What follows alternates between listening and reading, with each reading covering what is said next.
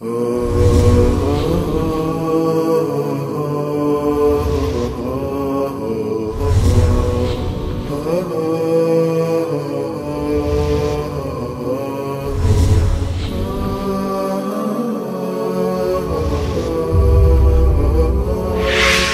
رشيد، أستاذ وحيد، إيه رأيكم في عقد مناظرة من الجانب الإسلامي أخوكم محمد حمدي ومعاذ عليان، ومن الجانب المسيحي الأستاذ رشيد اللي معرفش اسمه إيه والأستاذ وحيد اللي معرفش اسمه إيه؟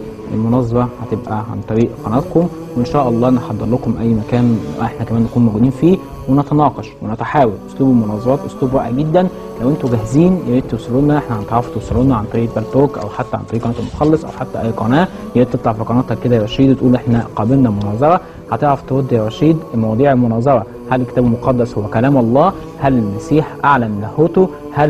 هل ديانة بولس هي ديانة المسيح؟ هل المرأة مكرمة في المسيحية؟ هل المخطوطات الكتاب المقدس هي صحيحة أو تطابق الموجودة الآن؟ رشيد يا ريت تقبل أو تقبل المناظرة، وده تحدي، وأعتقد أمامك الآن فرصة إن أنت تثبت للنصارى اللي بيسمعوك إن أنت على حق، أنت والأخ وحيد.